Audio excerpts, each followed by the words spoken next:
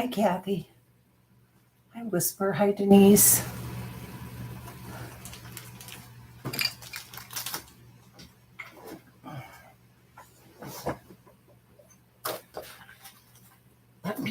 Let me tell Davida, in case she didn't get the message. That was a while ago.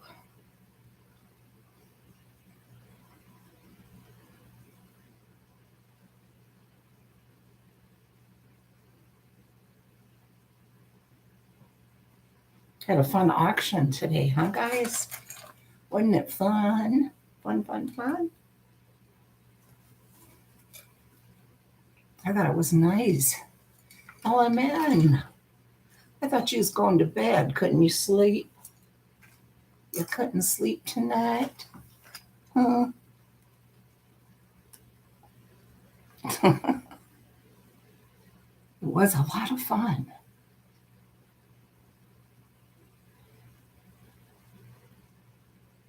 It was rolling along there. Rolling along. No sleep for you? Well, maybe this will help. I need to move some of my shelves. I was trying to do some during the auction, but I didn't really get to because I had to keep looking at the chat. It was keeping me busy.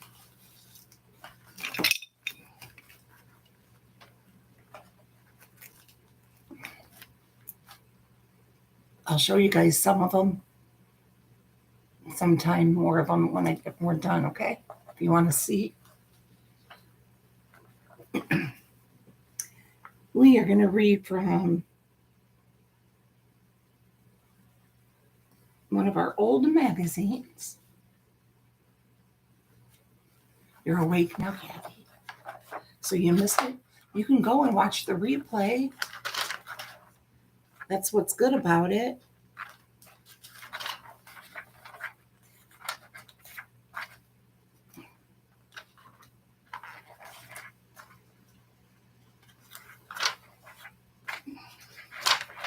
Let me find some stuff.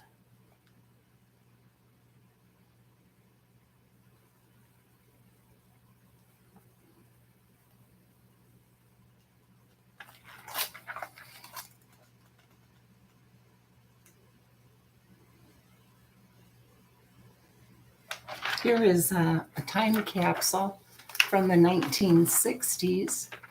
Was anyone around back in the 1960s? Anybody? I would have turned 5 that year.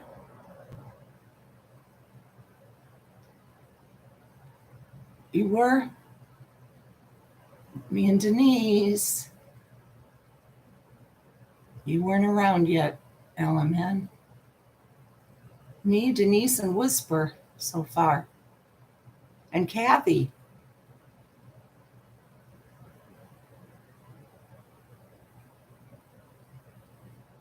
You're being held captive by your visiting kitty.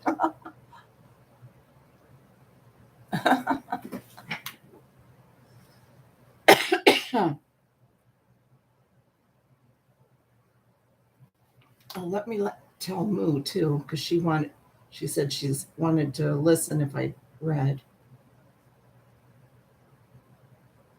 And I don't think Davida got the message. I bet she went to sleep.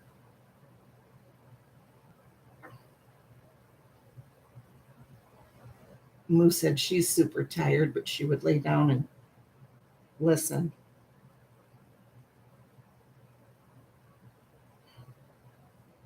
As she goes off to dreamland. Here's your time capsules from the 1960s. Look at the dip with the veggies, Hellman's mayonnaise, Boogie Time. And who's this guy? Down and Out, whoever he is. Looks like a football player.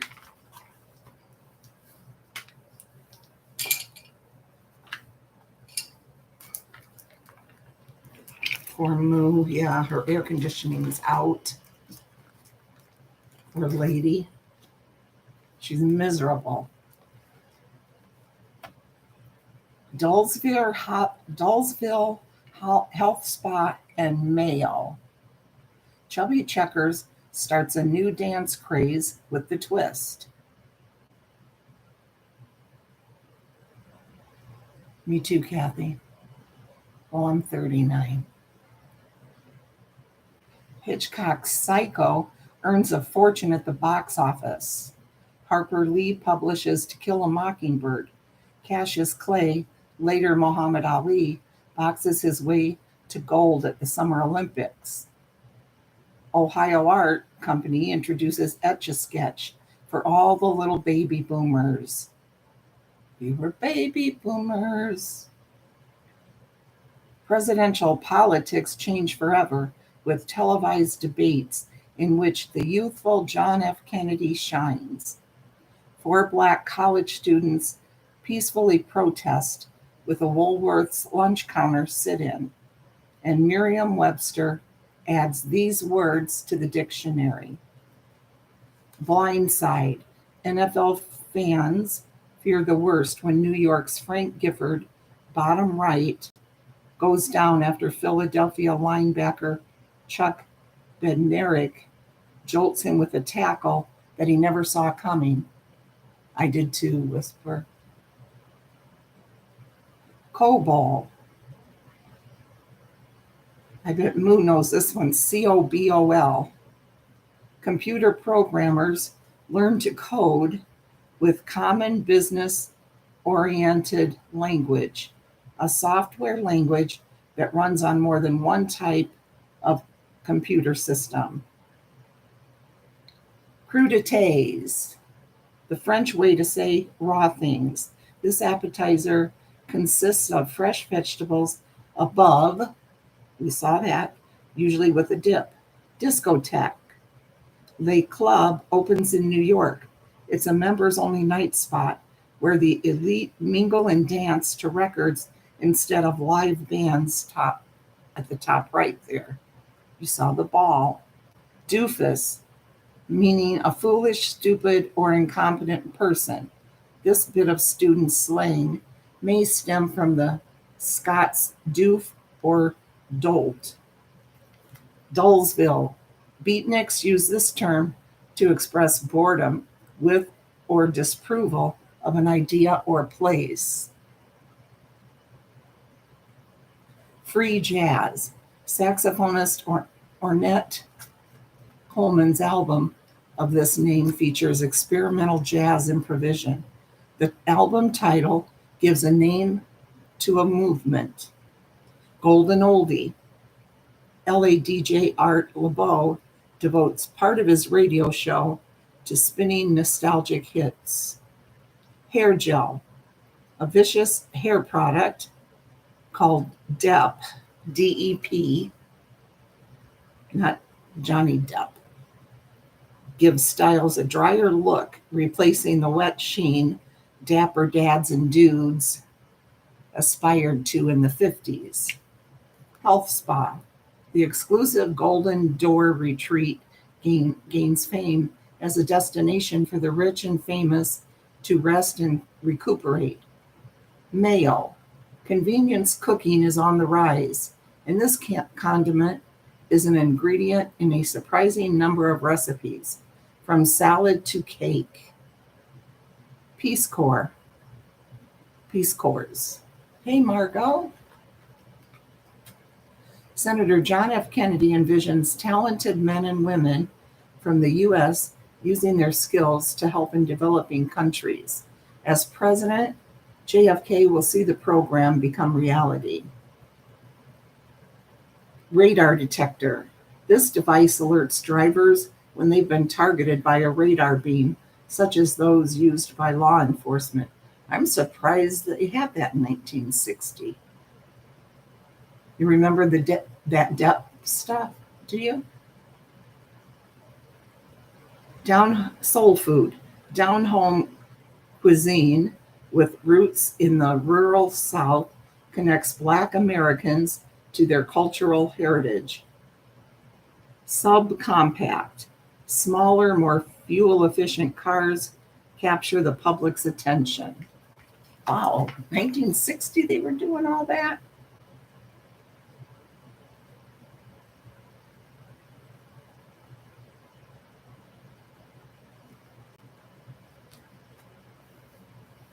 There's a couple of things here I want to read if Davita's here, but she isn't, so I'll just wait.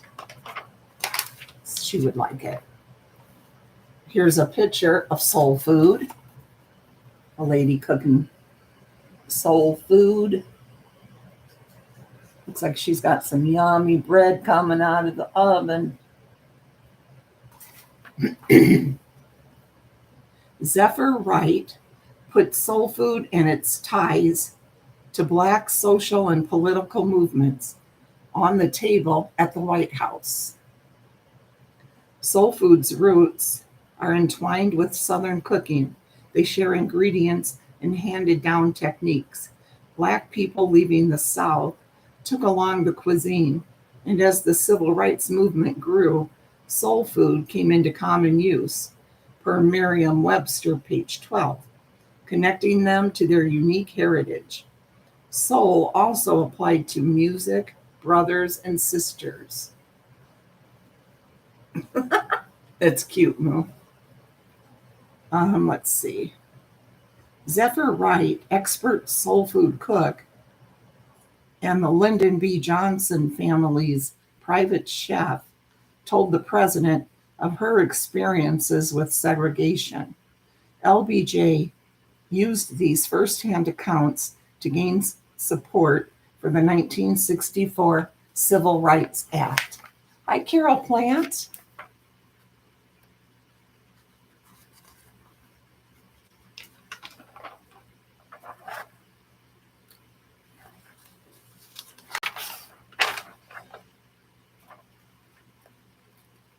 Our lives. Growing up, true love, our heroes, and family tree. Here's anglers Eric Burinsky, 12, and Eric Seffner, 10, were skeptical of one Wrigley step at Deep Creek Lake near McHenry, Maryland in the 1980s. That's sent in by Thomas Hogue, Carnegie, Pennsylvania.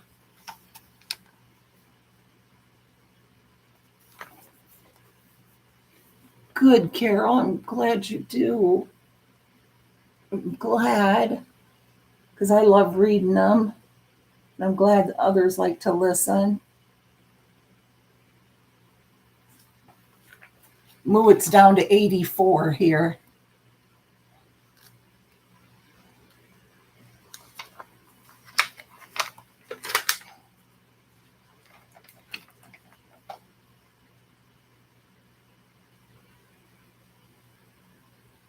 Okay. We have Father's Day coming up this Sunday. And in this, our live section, it's Happy Father's Day. Look at mom and dad with their drinks and their cigarettes, the son and the daughter, and the family dog. We'll read their story.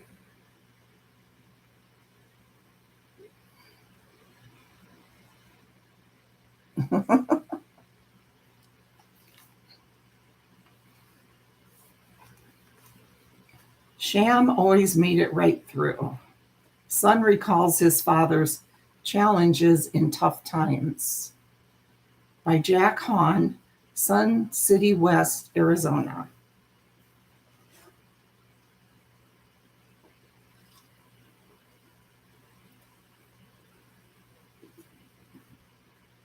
One of 10 children, my father, named John Michael, but known as Sham for his Irish ancestry, grew up on a sprawling farm outside of Dunlap, Iowa.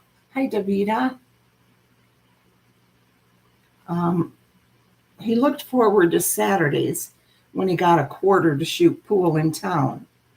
Later, my father taught me many things amid the hard work of raising his family. Gotta try to get Vita to cry. He taught how to shave, drive a car, and play pinochle. Included in the list was how to shoot a fair pool game. My parents, Sham and Thelma Jean, married in November 1928, shortly before the stock market collapsed. During the Great Depression, my father was among millions of jobless, working class men who stood in breadlines to feed their families. But my parents never talked about being so desperate. Dad later found work through President Franklin D. Roosevelt's New Deal and the Works Progress Administration. My sister, Bonnie Jean, was born in 1934. By then, our dad had a job at the Ford Motor Company plant in Kansas City, Missouri. Using a heavy grinder, he smoothed out small dents in new models that rolled along the assembly line. He earned 50 cents an hour until he lost his job when the company let go several employees to hire people who agreed to work for less. The union sued after Dad and others were targeted for picketing the plant. My father decided it was time for us to move on.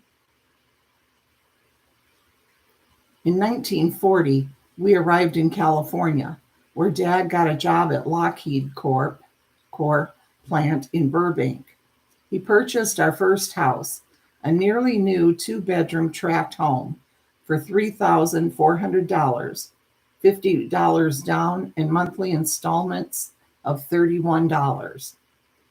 He sold it 7 years later for $10,500. In the early 1940s, we received more good news. The union won its lawsuit against Ford. Dad used his portion of the settlement to buy the only car he ever owned. It was a Chevrolet.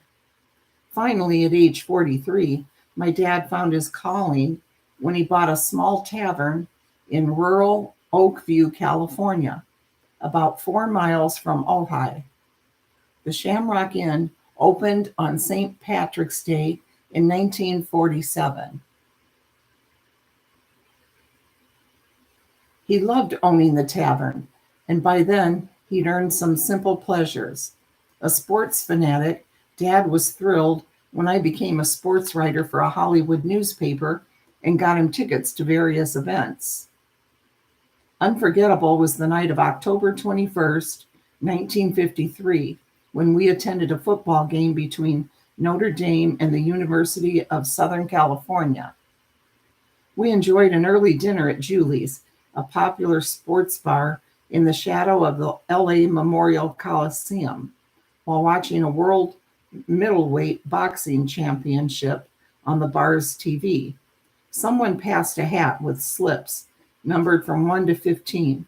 Whoever had the number of the round when the fight ended would win $75. Dad was glad to draw a low number because odd makers favored Randy Turpin, a ferocious puncher, over Carl Bobo Olson, who was not regarded as a heavy hitter. I got 15. Trade you, Dad, I said. This could go the distance, you know. Dad said no. He wasn't born yesterday. All the same, he could have accepted my offer. Bobo Olson took the title with a 15-round decision. Hi, Vicky. Excuse me. 15-round decision. It was the only time I can remember beating my father at anything. On the way to the Coliseum, Dad had to stop to catch his breath. He recovered, but I worried about him the rest of the night. As he gingerly stepped out of the elevator on the way to the press box, someone behind him whispered, "It's like he's walking on eggs." I'm sure Dad heard, but it didn't matter. He took his seat in front of the large window, eager to cheer for the Fighting Irish. Dad passed away a few months later, but that day, attending the game with me was one of the happiest of my life, and it is one of my favorite memories of our time together. And here is a picture of the kids posing in front of their new California home in 1941. Okay, this is the one where they're posing in front of their new home in 1941. And then this one is Bonnie and Jack go for a spin in Richmond, Virginia in 1939. Davita got her to cry, And it's been a while, Davita.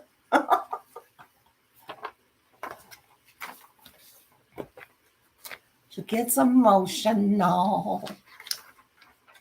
Nothing wrong with that. Okay, here's another one in the growing up section. A flair for repair. Handyman kept the whole neighborhood in good working order. By Diana Graveman, Palm Harbor, Florida. Here's a picture of the guy. Bruce's knack for fixing stuff made him a legend. Here he is in a rare idle moment in 1957. Hi, Nana Patty. How are you? Here he is fixing stuff. Well, an idle moment.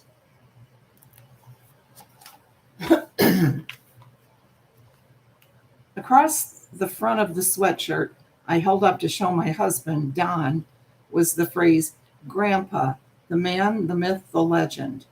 Will Dad wear this, I asked. Probably not, he said. I knew Don was right. My dad, Bruce Musterman, was way too humble to wear anything like that, despite his celebrated status in our family. He was the fix-it man, able to repair anything. The leaky hot water tank, the washing machine that refused to spin, and the car air conditioner that blew hot water. When I was 5, I got a Chatty Cathy doll, a 1960s miracle of toy technology. Everywhere I went, Kathy went too, until she was no longer chatty. I was devastated, but I should have known that a dad who could repair refrigerators could figure out how to make Chatty Cathy talk again. Dad saved my Brownie camera and my junior scientist microscope. He fixed my brother's cap pistols and little toy cars with wind-up motors. Dad mended TVs, radios, toasters, and percolators, and we got frequent phone calls from the neighbors requesting his expertise. Was that engine idling too fast? Did someone's dishwasher have a leak? Was the church having plumbing problems? Call Bruce. When he occasionally ran out of things to overhaul, he built something new, a cabinet, a garage, a back porch with stairs. As a teen, I looked up to my dad less and less. His limitless ability to fix things didn't work for my problems with friends or help my angst over homework or career choices. My grumpiness didn't seem to bother Dad.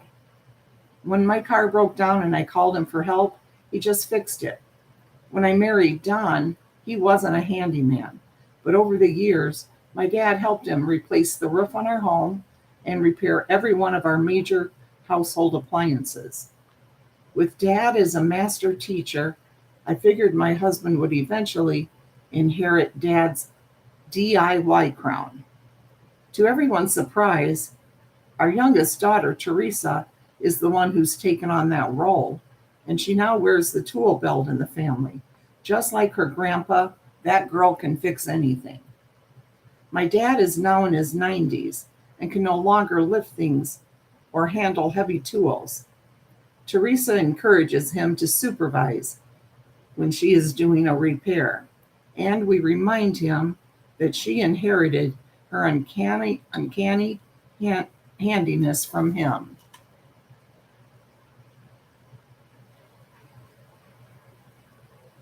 Look at his picture again.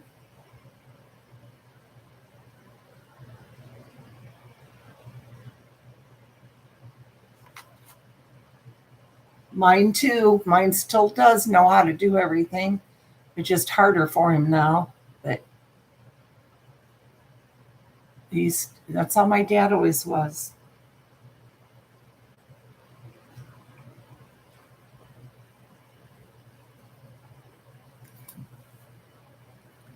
And this is Lil Pookie's crew abandoned ship. It's just a short little story. My brother Al, a Boy Scout, got Boy's Life every month. The July 1967 issue had instructions for building a boat. Dad loved woodworking and gave the project his okay. Materials acquired, we waited every day for the old man to get home from his job as a dentist so we could work on our boat. We eagerly followed his directions, installing thousands of small brass screws by hand, getting calluses and blisters in the process. It seemed as if we were assembling the Titanic. Hi, Nanette.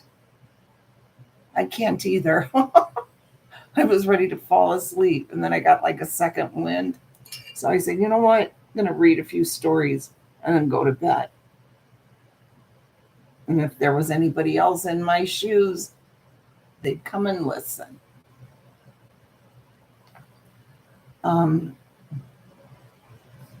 We eagerly followed his directions, installing thousands of small brass screws by hand, getting calluses and blisters in the process. Okay, I already did that.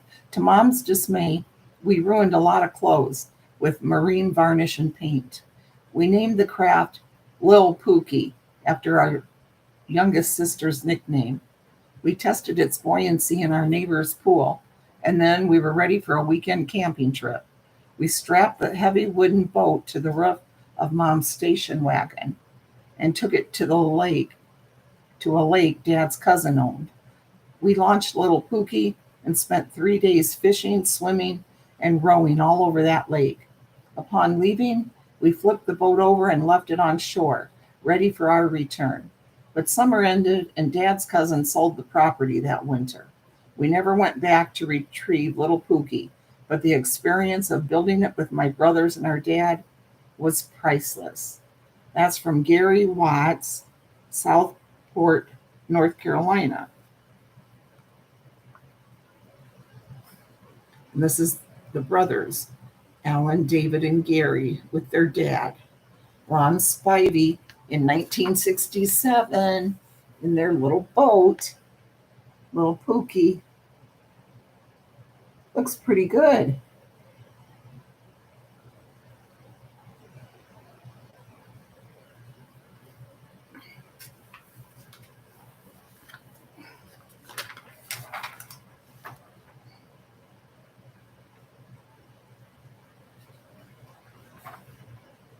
Our lives.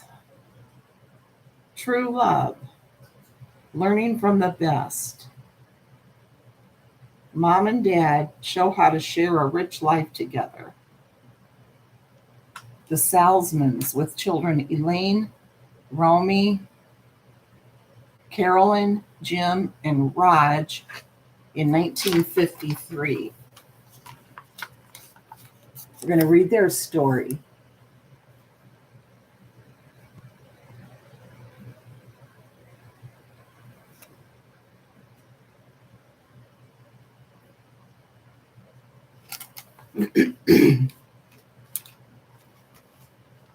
By Elaine Lane, Cronenwetter, Wisconsin. Dad, Tony Salzman, was born in the small community of Castle, Wisconsin, near Wausau, in 1913. He had a great sense of humor. He always told us kids that he was born in a castle. Our mom, Edna Hankey, was born in Rib Falls, another small town about 4.5 miles from Castle in 1914. They were married just shy of 50 years. Dad worked at what became 3M Company for 5 decades. Oh, I remember 3M. Wait, I'm thinking of IBM, but I think I remember 3M. But his wife and family were always the most important part of his life. He made me feel that I was his favorite child, but I think all 5 of his kids felt the same way. He and Mom loved it when the whole family got together. Mom and Dad had a special relationship that was more romantic than any of us realized. When I was packing up Mom's possessions a few years ago, I found dozens of Valentines Dad sent her over the years. My parents enjoyed traveling, especially with the camper that was Dad's pride and joy. They taught us to appreciate all living things, from woolly bear caterpillars to large wild animals. In summer, they liked to drive to a special place after dark, roll down the windows, and listen to the frogs. Mom and Dad had this nut or gall about the size of a walnut that they must have found on one of their many walks. We called it the knot. For years, they gave it to each other as a gift. Dad would wrap it up with a big bow and set it aside for Mom to open, and she would make a big fuss as she did. The next Christmas, Easter, or Father's Day, or on his birthday, the knot would appear all wrapped for Dad to open. They kept up this exchange for most of their marriage. Oh, yeah, yeah, yeah. Scotch tape. Yeah, that's right. Every time the knot was being presented again, Mom and Dad glanced at each other and smiled. We kids would roll our eyes at them. Oh, there they go again. I'll never forget that look they used to give each other. I'm sure they didn't realize it at the time, but they were showing us that it made no difference how much a gift cost or how big it was. What mattered was the joy of giving and receiving. Mom and Dad showed us what real love looks like, and that it should be treasured. I found their love knot packed away with Mom's things. Today, I have it tucked close with my favorite mementos. And let's see, a couple more pictures of them.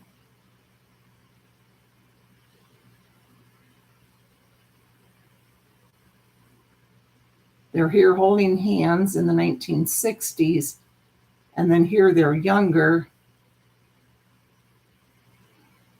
They're holding hands in front of a nephew, Gerald Hankey, in 1934, and then dancing above in the 1960s. Sorry. I know, Davita. I knew that would get you. That one gets me. That does get me. And that's how my parents were, the looks that they'd give each other. We always knew they were in love. And that's such a good thing to give kids. Well, terrible for people that didn't have that. Some of my own grandkids don't have that.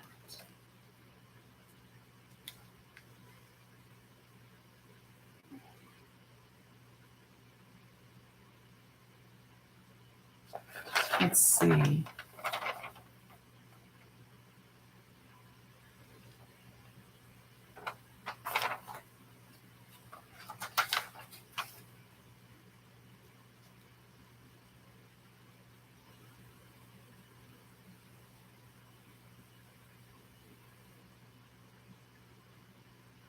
And then we have a short story in the hero section.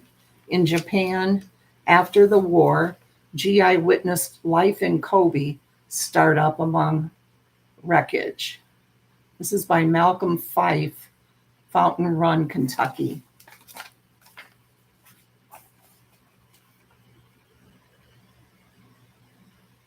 I know, Denise.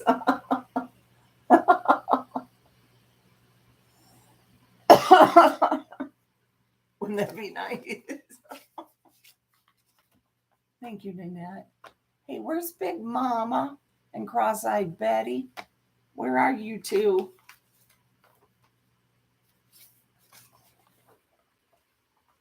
After the war ended in 1945, the Allies began a military occupation of Japan.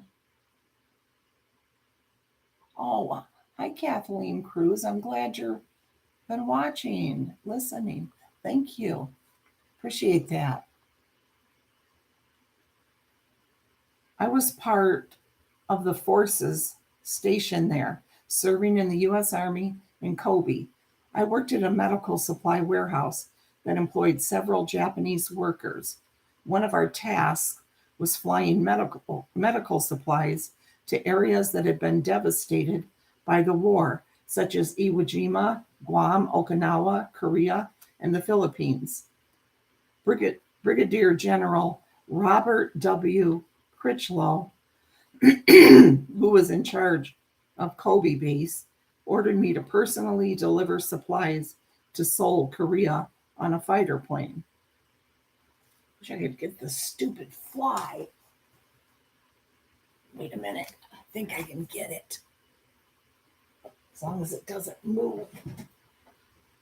I'm trying to get it for 2 days. Ugh. You serious? Already moved.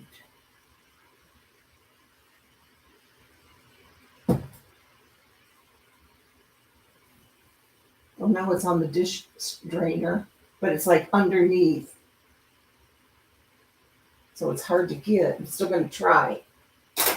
Nope. Yeah.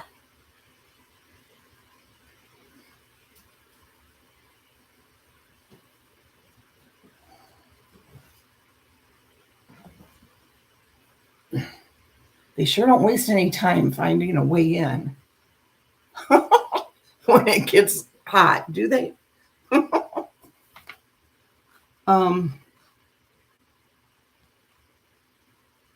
I still have the original orders issued by General Critchlow for the assignment. While in Japan, I saw Mount Fuji, and also took a day trip to Nagasaki, the site of the second atomic bomb strike. From the train, I could see that the rice fields were full of downed Japanese fighter planes called Zeros. As for the bomb site, there really wasn't much to see. Within a mile of ground zero, everything was annihilated. During my time in Kobe, I experienced a major earthquake. Now there's some tiny little gnat or something. On December 20th, 1946, I was, here it is.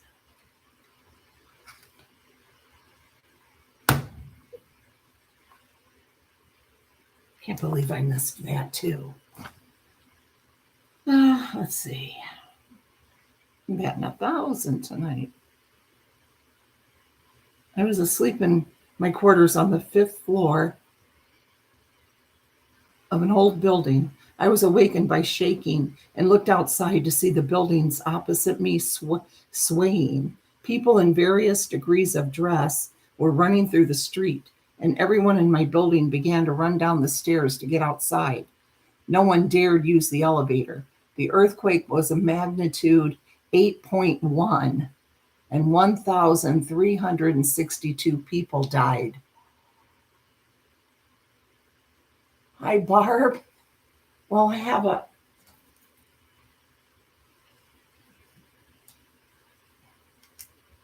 But yes, I would. I have. Despite all the tragedy that I saw around me, I have warm memories of the wonderful Japanese people I met during my service. They were all very friendly and sincere and showed no animosity toward us. They were ordinary people just like us. We were not allowed to fraternize with the Japanese employees at the medical depot, nor were we allowed to visit Japanese businesses or residences. However, we were allowed to visit a dance hall. One of the men who worked in the office invited me to his home. Permissible or not, I went. He introduced me to his wife, and we sat on the floor. Now I think back often to the life-changing experience of my time in Japan. And here he is right here. He's here with, he enjoys a rickshaw tour on that one page. And this guy invited them to come home. And Malcolm is in the back row in the center.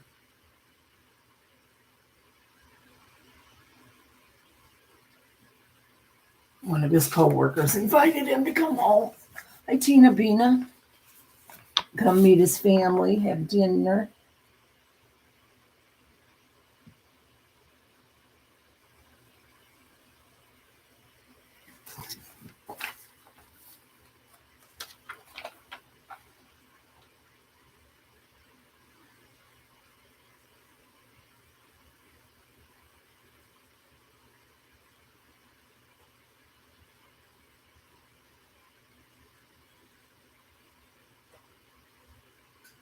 This one, family tree, is George Washington Fagan, born on a Virginia plantation, was freed while working off the plantation owner's debt.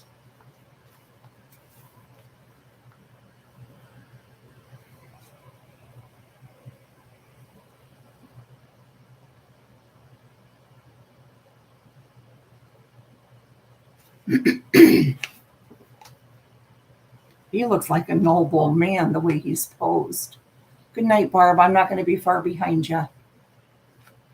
Hi, Meg. Nice to see you. I'm going to bed too, very shortly. That's why we do these readings so people can.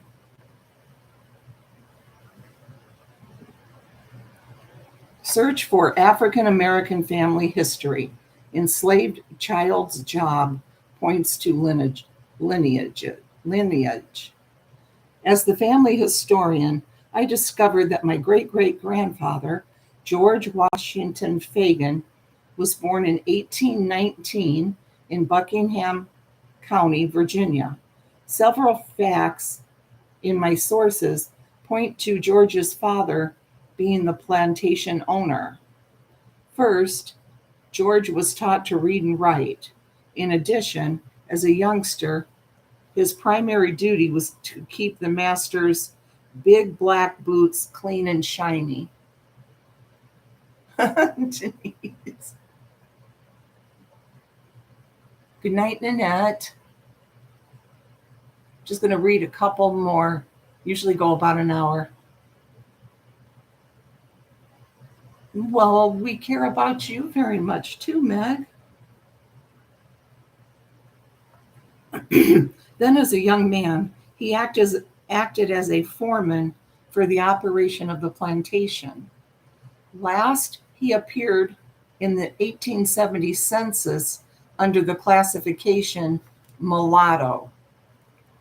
George's owner, that sounds so weird, doesn't it? Was in debt to a plantation owner in Albemarle County. Apparently, as part of an agreement, George and several other slaves were sent to that plantation to work off their owner's debt. Fortunately for them, the Civil War ended and the slaves were freed. Of his own free will, my great-great-grandfather stayed in Albemarle County, where the strong roots of our family tree were planted. George's first marriage to a woman referred to in my sources as a Riffin girl.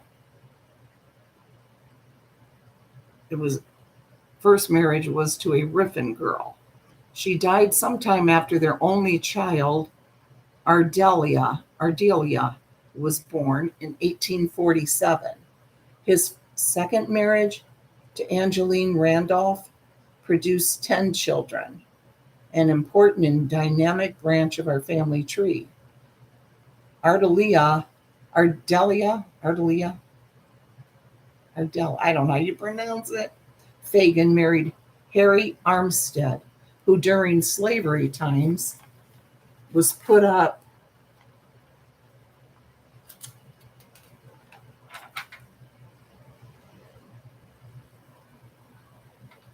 Wait, before I read that, the other page of it. Look how freaking cute that lamp is. Moog, open your eyes. Look at this lamp. Country Kitten's accent lamp.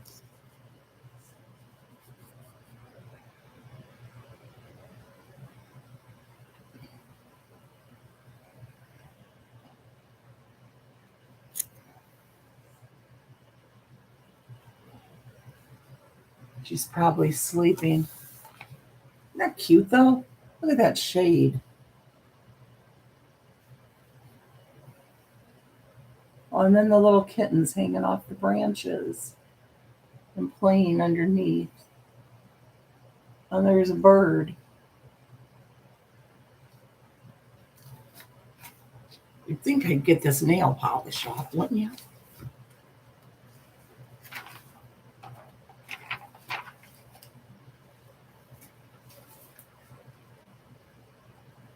Hi, Jody.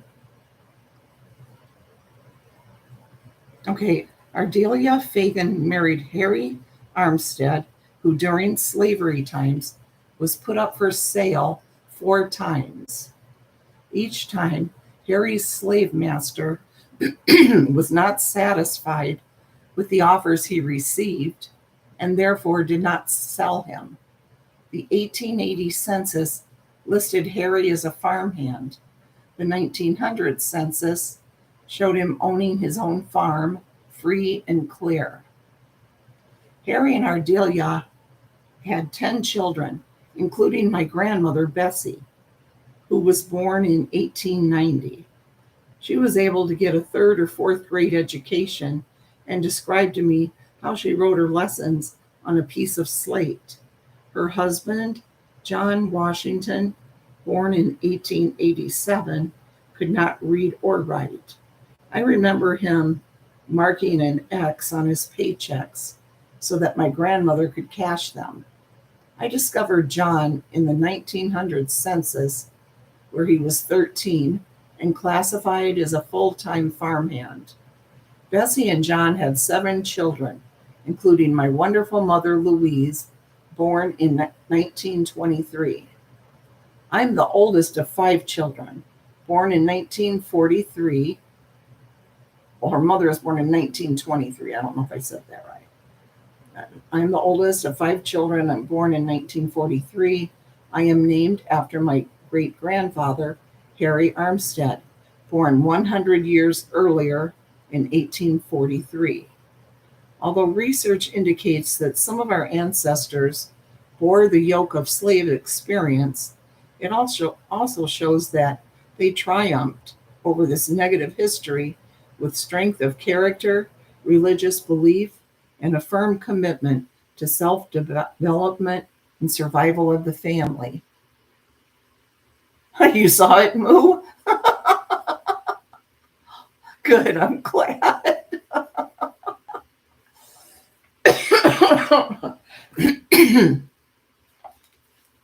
Our family tree has thrived because of its strong roots.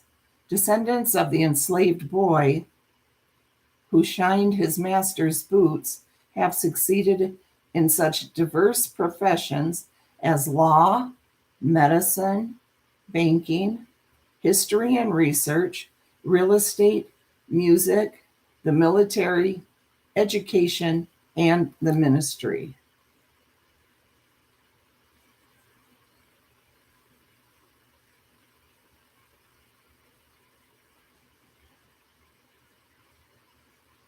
And he shows a paper here of the names, ages.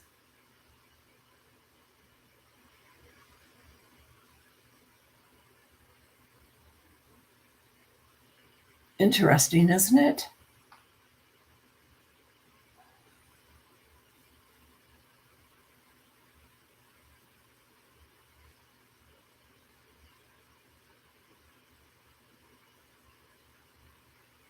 It says manifest of slaves.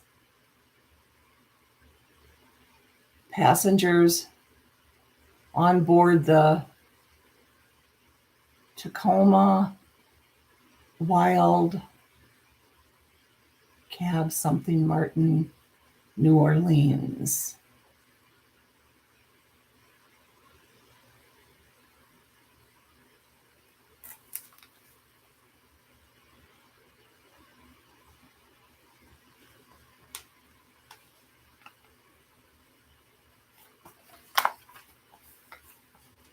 I love it too, Davita. Isn't that great? Let's see. Got a little bit. Got time to read this, I think.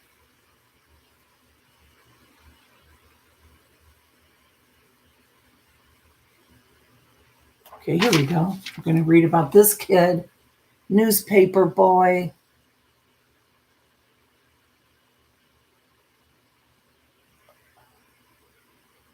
And we'll read about this newspaper boy.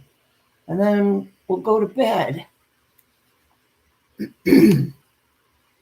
Oh, look what he has in his bicycle basket. Welch's, oh, that's just, never mind. It's a Welch's grape juice box. Small town, big returns. Paper route starts with the comics and ends with a cool ride. We lived in a delightful town, Shell Beach, in San Luis Obispo County on the Central California coast. You're not real far from there, are you, Davita? I don't think. Shell Beach.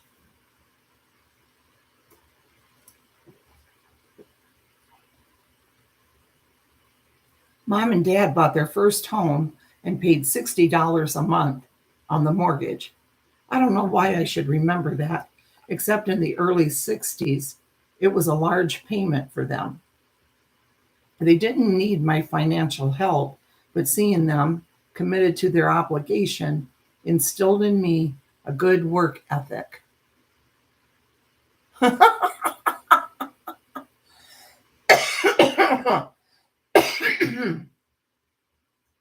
Yeah, maybe she'll be coming out to your neck of the woods, Davita. Shell Beach. I signed up for Little League, but then I heard about a chance to deliver the newspaper. For me, it wasn't a hard decision. I was a klutz at sports with little hope of improving. I chose to become a paper boy, the Tribune of San Luis Obispo. I love them saying that. That's like one of my favorite words to say. I know I'm strange like that. And I love saying Palisades. I know I'm weird. It was an afternoon paper, and I soon got into a routine. I'd come home from school to a stack of about 40 papers, and I would read the comics quickly, then roll up each paper, secure it with a rubber band, and pack the bundles in a cloth bag on my bike's handlebars. My route was about 3 miles and took around 45 minutes. Shells. I was proud of my throwing technique. I could toss the rolled paper so that it would walk end over end right up the porch and land at the front door.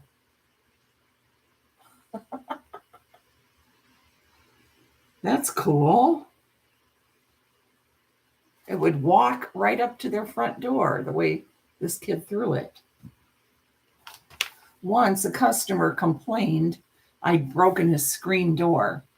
To this very day, I question whether I did, but Dad sided with the customer.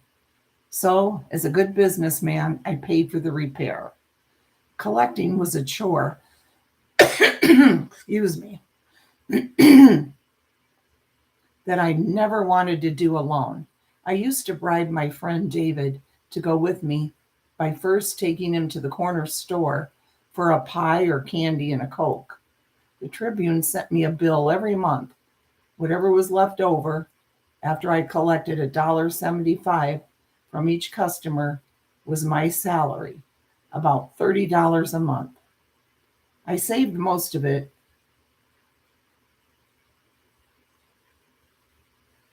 I'm confused about that. They sent him a bill every month. Whatever was left over after I collected $1.75 from each customer was my salary, about $30 a month. I saved most of it and built up a pretty fair account. One day, I was sitting with a friend on the front porch when a pickup truck rolled by with a Suzuki 200cc dirt bike on the bed. I joked about the driver stopping at my place with that, but it kept moving. A few minutes later, the pickup was back, and this time it did turn into our driveway. I was certain the pickup driver had made a mistake, but the bike was truly mine. Truly was mine. My father found it on sale and bought it with my newspaper route savings. I sure didn't mind, but there was a problem. I couldn't get a license for it because I wasn't 16 yet. For a few months, I had to be content with loading it into Dad's pickup and having him take me to an off-road field to ride. These were wonderful experiences. I learned about responsibility, serving customers, and how to manage money. As an adult, I became a store manager for a major company where I used many of the skills I learned as a paper boy. And this one is a short one.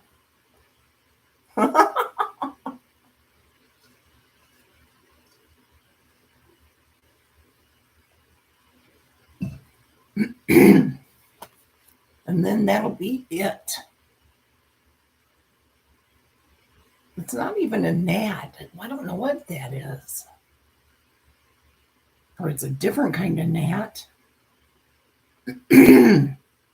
Back in 1955, I lived in Eustis, Florida, where my buddy Freddie Pates's dad, Cecil, ran the local paper routes for the Eustis Lake Region News.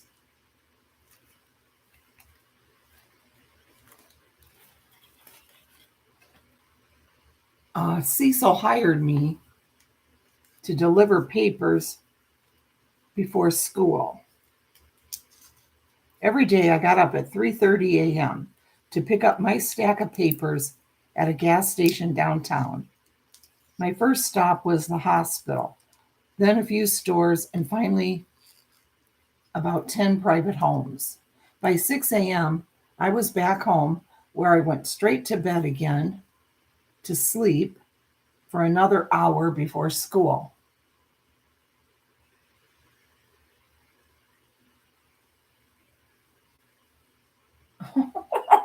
Store director. Still, I've never heard that ever used by anybody but you, Davita. But I believe ya. We all believe you. Should have gotten a shorty. That's right, Whisper. So one morning I jumped up at 6:45, thinking I'd overslept without delivering the papers. I rushed to the gas station in a panic, not realizing until I got there that I'd already done my work that morning. I decided that was enough. I'd quit the next day. Here's a carrier with a stack of papers taller than he is. He has his work cut out for him in 1965. I know, Davita, I'm just teasing you. We're not as cultured over this way. You guys have all the rich, fancy people out there and celebrities. So, of course, you're going to say a store director instead of the store manager. You guys have different terms. You're in a whole different society.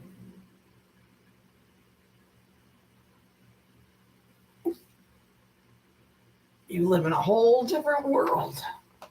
All you rich folk.